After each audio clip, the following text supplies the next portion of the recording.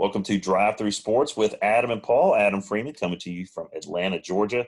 Paul Brees is back in Brentwood, Tennessee. Brees, what's going on, brother? 48 degrees. That's what I got. 48? 48. Wow. It's a little bit different from Orange Beach. A little bit. It's 77 down there. But you know, I'll check the weather here, and yeah, we got 60s coming up. I'm not mowing the grass. It's a sunny 68 here in Atlanta. Very nice. That's pretty good. Very pleasant. I think it got down to about 35 last night. Yeah, it was chilly here too, upper 40s, I think. We had some really bad weather roll through on Sunday night. Really bad, like Dorothy in Kansas bad. I mean, it was really windy, heavy rain, but everything came out okay, at least where we were. There's some really bad stuff up north of us, but came out okay. So now that you're back in your normal environment, I know you had mentioned something right off the bat in our pre-show of the significance of this day. Yeah. Happy birthday to living legend Pete Rose. Charlie Hustle, Pete Rose. And you said he was born 41, 79 years old. So he's 79 years old today. Yeah. And that leads us to sort of our first discussion here. You've got a 79-year-old Pete Rose who is still in the Hall of Fame. Listen to me. This guy will never be caught on the hits list. I know. I mean, no, he won't. Never. The next guy, listen, Derek Jeter, who everybody thinks he's the man, he's not even close. He's like he was 800 behind him. Yeah, he's like 3,500 or something like that. The guy growing up who I thought was the best hitter in all of baseball, Tony Gwynn. Yeah. He was over 1,000 away from him. Yeah. But the active, who's the who the active guy is? That's he's got no shot, but he's still playing in top. He's in the top 15. He's number 15 it might be now. Albert Pujols. Albert Pujols, yes sir. Yeah. 3202. Wow. 3202, and listen, that's one of those things, man. The 3,000 hit plateau. Yeah. That is so difficult. I mean, because it's not just talent, it's longevity.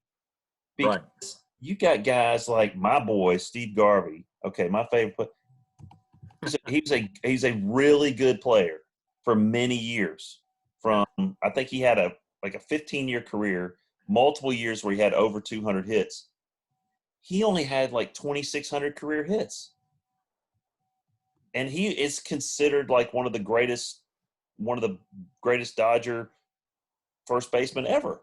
Right. He's and he had 26, and he is not in the Hall of Fame, and I don't think he's going to get in the Hall of Fame. Yeah, he's 83rd on the list. Ted Williams, if you're a baseball purist, number 77. Oh, yeah. Number 77 on the list. So Garvey, just on the coattails there. Right behind him, but you talk about active players. Miguel Cabrera, 51. He's a 28-15. I don't know if he's going to hit 3,000 or not. I think he goes anyway. I think Miggy goes anyway. I think he gets in, whether he hits that because of his home run and RBI totals. I think that helps. Right. And his career average is, I want to say 306 or something like that. Yeah. But yeah, he's had some injury issues. If he can stay healthy, one more year, he gets it easily. But get back to Rose. You talk about because when he broke the it was 42.91 that he broke. What's his total? 43. What's Pete's current total? Yeah. He ended with 42.56. 42.56. Okay. Yeah, I mean, you would think about that. You would have to have 20 seasons of 200+ hits to do it, to even scratch that. And I don't think you're going to do it. Now, let me preface my point of view by just saying something that I think is very important. Growing up, I hated Pete Rose. Okay. I did not like him at all. Why? Because he played Yeah, Reds. Okay. correct. Reds and the Dodgers were in the NL West in my lifetime. Okay. They were in the NL West. So they were always butting heads. They were big time rivals. And I just didn't like them. I didn't like the Reds. I didn't like I, as great as Johnny Bench was, I didn't like Johnny Bench. I didn't Yeah. like George Foster. Joe Morgan and like Concepcion, none of those guys. And Pete Rose was the ringleader to me, so I hated him. Now, again, understanding that you can't discount what he has done and what his numbers say. So, I am like the last person on the planet that would really that you would expect to advocate for Pete Rose being in the Hall of Fame.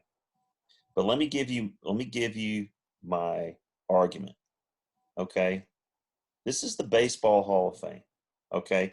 This is not, the um a group of guys who are the cleanest and the most humanitarian and just a bunch of this is not a club of altar boys, okay, and a bunch of choir boys.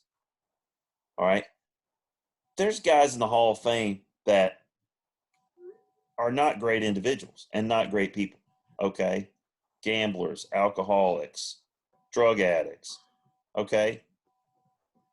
But those things are accepted. And Pete Rose is basically because he gambled, and those guys gambled too, but because he gambled on baseball, he is blacklisted and he probably will never get in because unless you get some of these old guys, these old purists that vote, get them out of there. What do you think? Yeah, I think it's been too long, and I'm, you know, the people like you and me would vote him in. Am I right? I don't like him. Yeah, I don't like him. But if you're going to put, if it's a Hall of Fame, if it's a yeah, stats driven honor, he's in. He can't not be in. How are you yeah, going to have a Hall of Fame without Pete Rose? And then the baseball purists will say, well, he bet on baseball. That's the cardinal sin, blah, blah, blah.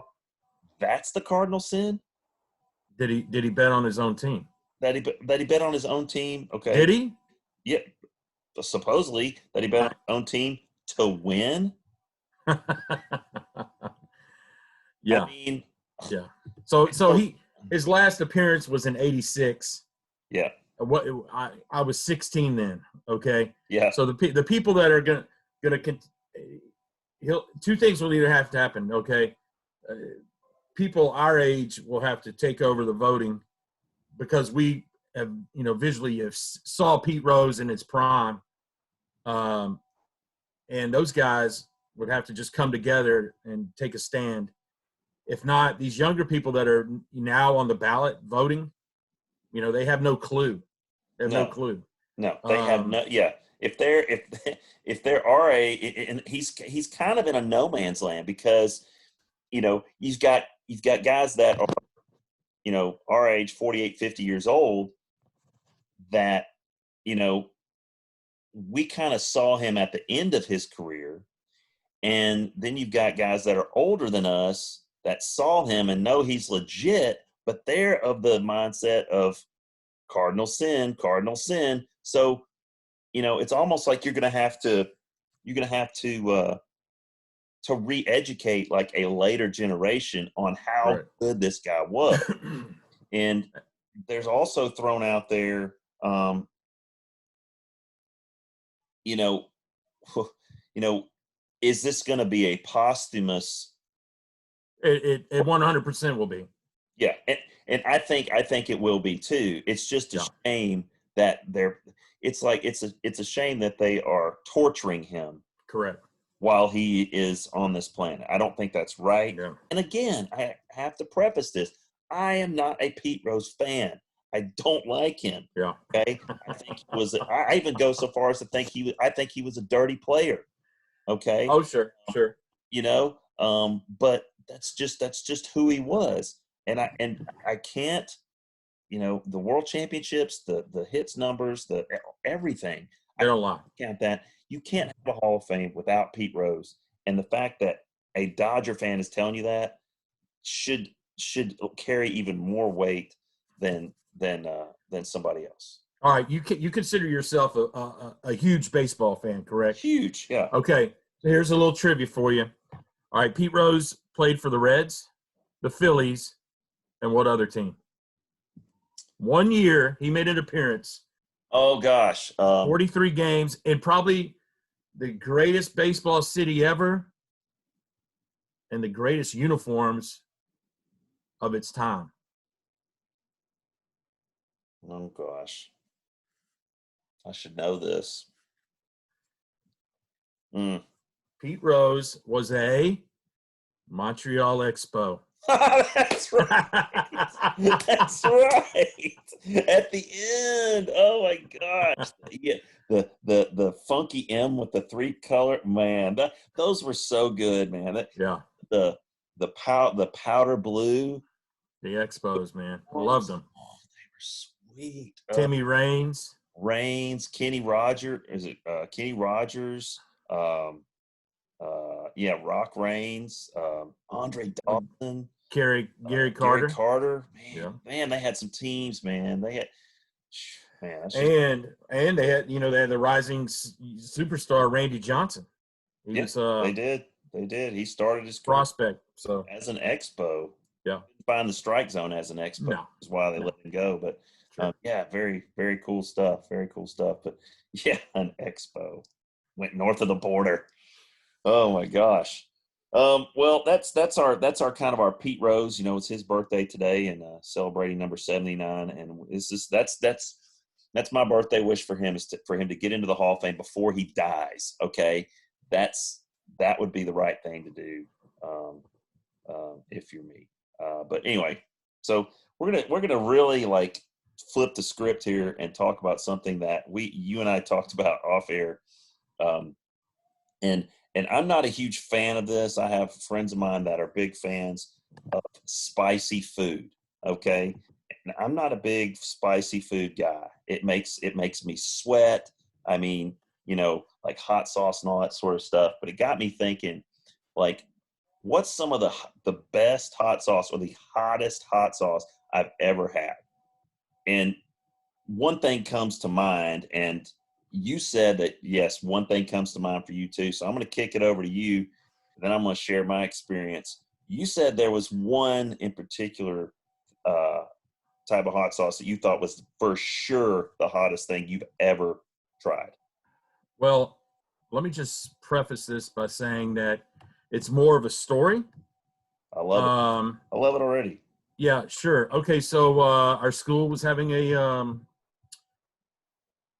pep rally, and we're changing things up, and we decided to go with jump on the bandwagon of having the hot sauce show that was going on. What is it called right now? It's like on Comedy Central or something, that they do a hot sauce challenge or something, where they take a regular guy like us and he's interviewing a celebrity, and they're going back and forth with the levels of hot sauce. Well, being the athletic director, I was going to be the interviewer, and our principal is Dr. Kevin Dyson, former Tennessee Titan, and yeah, I said it. Music City Miracle guy. Music City Miracle. That's right. We'll talk about that at a later date. Listen, we got to get him on the show. Yeah, for sure. He's knocking on the door right now. So Dr. Dyson is ready to go, and he's but it's both him and I doing the wing challenge, and we're going to test it. So obviously, when they tell you in education, you got to keep a few people, in your back pocket. right? The custodians, Yes, you got yeah, it. The IT guy. The IT yeah, guy. IT guy, and the bookkeeper. Yes. So Oh, our yeah. our bookkeeper is I consider a friend, and we had planned to keep my wings at a mild level, all 5. Okay, and we were going to take Dr. Dyson's and amp his up a little bit. So setting him up. It was setting him up. It was his first year being a principal. He was a rookie. We got a little hazing, and lo and behold, our bookkeeper stabbed me in the back. And yeah, stabbed me in the back. So we go in this pep rally. I'm thinking the plan is in place. We have our milk. We even have a little ice cream out there, just, Yeah. and this lined up with these 5 sauces, and they're already, painted on there. You know what I'm saying? They're already pre-made with the sauce on it. Our bookkeeper did it. Obviously, he just stabbed me in the back again. And I'm sitting there taking one, and then I ask Dr. Dyson a question. Hey, how does it feel to be in education? Just normal banter, right? And right. number 2 comes along. I'm feeling, I'm starting to feel a little bit of tingling on my tongue here. 3, oh my, it was something. It was something. And I'm reading all these labels, and I'm thinking, why is this happening? And I'm looking at Dr. Dyson at about level 3, wing number 3. This guy's not breaking a sweat, and he's kind of chuckling. And so we proceed to go to 4, and I am starting to drench in sweat. And I start chugging milk. I'm not a milk guy. I drink a little chocolate milk every once in a while, but this is white milk, and I'm taking that white milk and I'm pouring it in. I'm dumping the ice cream in it, and I'm just eating it up. And I'm looking over at him, in the middle of the basketball court in the center, and I'm like, dude, you okay? He goes, yeah, I'm great. And sweat's kind of rolling down, and I look over to the right, and I see my bookkeeper back there just dying laughing. You got on like tomato face. Red face, dude. Oh. And lo and behold, as it turns out, I hit level 5, and this is like one of those like caution, do not, no more than 2 drops kind of deal. And so I did it, but man, it was not good. I got hoodwinked. I got set up, and the bookkeeper, who's also a friend of my wife's, apologized over and over that she almost killed me. But that is my hot sauce experience. And you know what? It's not the first time that my bookkeeper has got me. We'll tell you another story later on. She put my car on Craigslist one time. Oh my God. And we'll save that for a rainy day. So the hot sauce challenge did not go well. I was seeing a lot of stars. I drank all the milk. I ate the little half gallon of ice cream, and that was it for me. I was done. I don't know if your story I don't know. That is eerily similar to what happened with me. And even though you don't know the name correct of your tormentor in terms of the hot sauce, it was just like a level 1, 2, 3, 4, 5. Right. Okay. Mine is a little bit different. I actually know my tormentor here. Okay. So I knew I knew what I was dealing with, but I didn't really know what I was dealing with. So I had a 3rd period class, and that's the class that we have right before lunch. So there's like a minute or so left before the bell rings for lunch. So one of my students, he goes, I hear them milling around back there. It's like, hey, what's going on back there? And they're like, Chris has got this hot sauce, and it's like insanely hot or whatever. And I'm like, whatever, I'm not into that. And he's like, no, Coach Freeman, it's really, really hot. You got to try. I'm like, okay, if it's really, really hot, why don't I try it? Like, that's stupid. And of course, then everybody, then you get the peer pressure thing from the kids, right? And there you go. come on, you got to try. He goes, you got to try. Come on, just try it. Just try it. Hey, he goes, just listen, just put one drop. Just put one drop on your finger and just lick just one drop. He goes, if you put any more than that, then it'll be way too much for you. And I was like, whatever, one drop. And I was like, what kind is it? He goes, oh, you've never heard of it. I was like, what kind is it? Let me see the bottle. It's called the Devil's Tongue. Name of this stuff. It's called Devil's Tongue. All right. So I was like, I don't know if I want to eat something that's called the Devil's Tongue. Okay. So I don't want to disappoint the kids, right? So I'm going to try this stuff. All right. Well, at that point in time in my training room, I had the volleyball coach he was a wheeler dealer. So he had gotten this little, like you see at the grocery lines, like we have all the soft drinks, little mini coolers. Right. With the glass door and all that. Well, he had gotten them donated from like Coca-Cola or something. And he didn't have anywhere to put it. So he put it in my training room. Well, I drink coffee all the time, and the creamers at school are like the powdered stuff, which is no good for me. That doesn't work for me. So what I would do is I would bring in, like the Coffee Mate, the good stuff, like the hazelnut, the French vanilla, good stuff, and it had to be refrigerated. So I'd have these 16-ounce, things of creamer like in that cabinet or in that refrigerated unit, and I had probably 3-4 of them in there. So this kid gives me this bottle, and I put like it's a drop. It's a literal drop. And I do that on there, and I wait like 2 seconds. I'm like, this is no big deal. And then this kid is standing right across from me. He's looking at me like this. He goes, and now? I was like, well, that's okay. Couple more seconds. It's like a fire has been lit in my, from my throat up. And then it starts going the other direction. And I'm like, oh my gosh. And I start headed straight for the sink. And he goes, no. Water. Don't drink water. You only make it worse. He goes, you got to drink milk. Yeah. I was like, I don't have any freaking milk, and I'm going to throw up all over in about 2 seconds unless I get because I am like you. My head is just. I'm instantly like sweating crazy. My shirt's like red as this shirt. My face is as red as this shirt. And in a split second, man, I make a split second decision, and I'm like, creamer. I go straight for the creamer. I freaking crank that thing up. And 16 ounces of hazelnut creamer straight out of the refrigerator. That was the only thing that could cool me off. Now, unfortunately, I had to deal with the repercussions of drinking the creamer. So, luckily the bell rang. So the kids got out of the room. So as soon as the kids go out of the room, man, I head straight to the restroom across the hallway, and I just throw up everywhere. We didn't make a huge mess. I made it to the promised land, but it was so bad, man. It was the hottest stuff.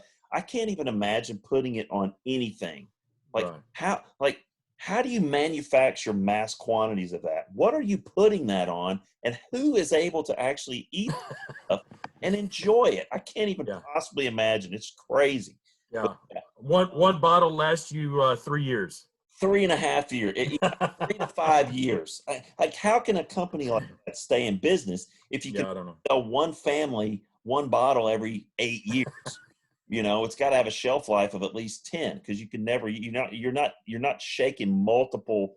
It's not like Louisiana hot sauce, like you can put like tons of stuff on there. But oh man, that stuff was bad. It was super super hot. But wow, I'm telling you what.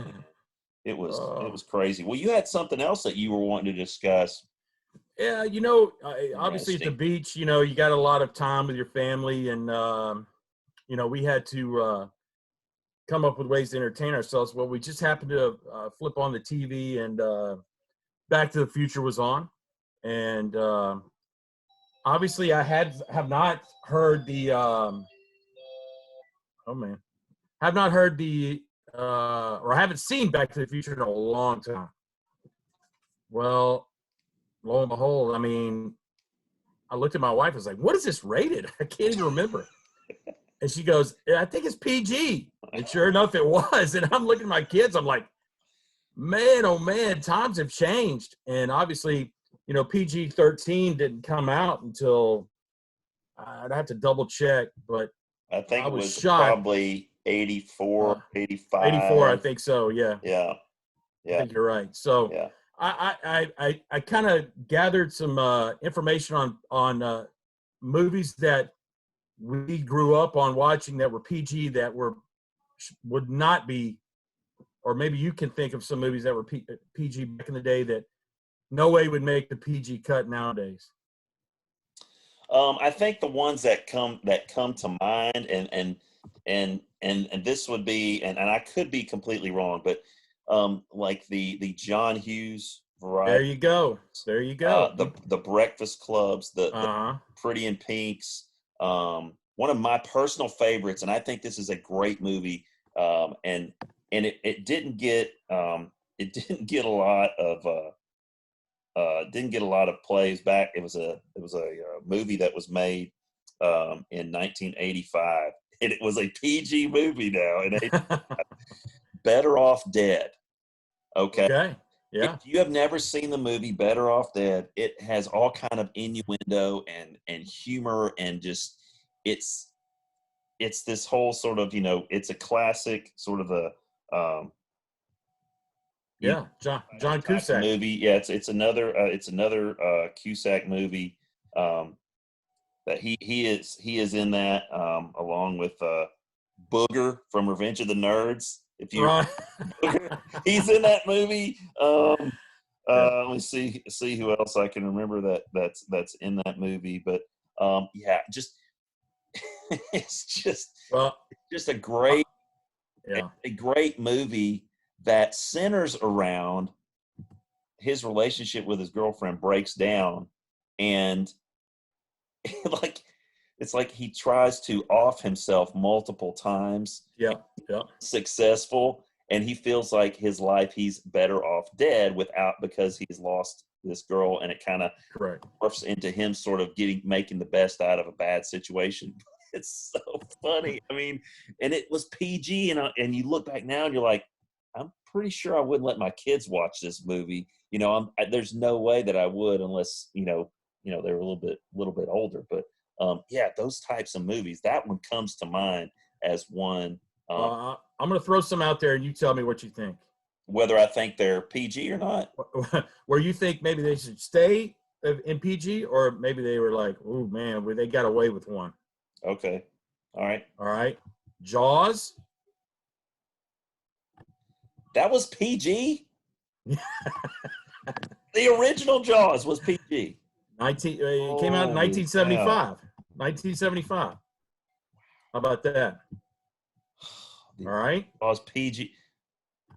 Well, okay. I guess I can be down with that, because if you think about the ratings back then, there was no nudity. I don't remember there being any like profanity. Well, I don't see that. That's a long time ago. I'm not going to tell you. Time there was a little bit of both in that movie. Was there? All right, here comes another one. All right, 16 Candles, another movie that you were talking about from the Hughes collection. Oh my God! 16 Candles. Listen, the movie. There's a little bit of a history behind that movie. Okay. You remember when you first saw that movie? Yeah.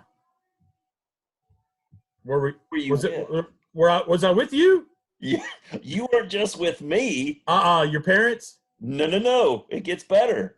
Uh-oh. It was a youth group movie. No. Yes. Wait a minute. Yes.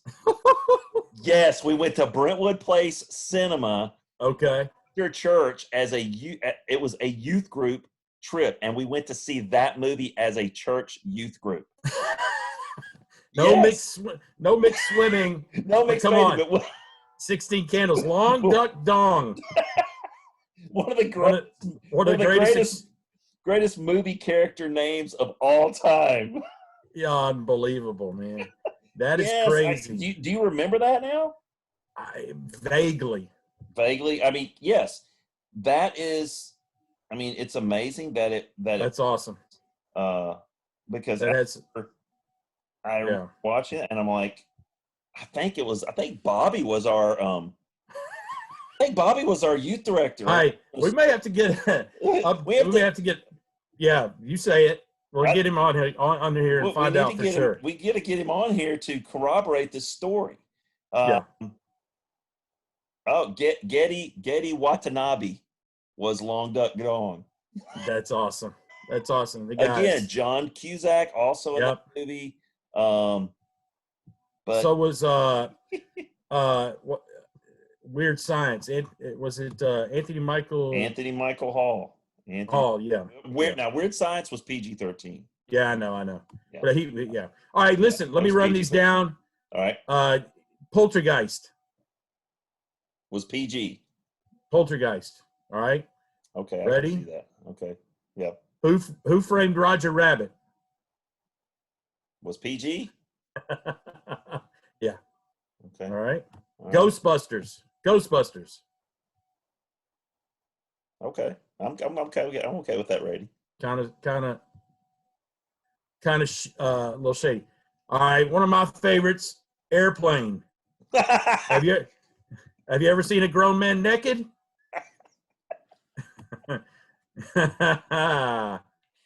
Quote has legs. All right. Yep. That's a great one. And then I'm gonna leave it with this one before we go. The Bad News Bears. Butterbean. Oh, listen. Buttermaker. Listen. That movie, right? That was what, 76 probably? Yeah. Okay, that movie, you think about all the stuff. Kids, like 12, smoking cigarettes. Right. Drinking. Yep. And it actually says in the recap they use 2 F words. Really? I would have to go back and double check all that, but we'll get our crack research staff.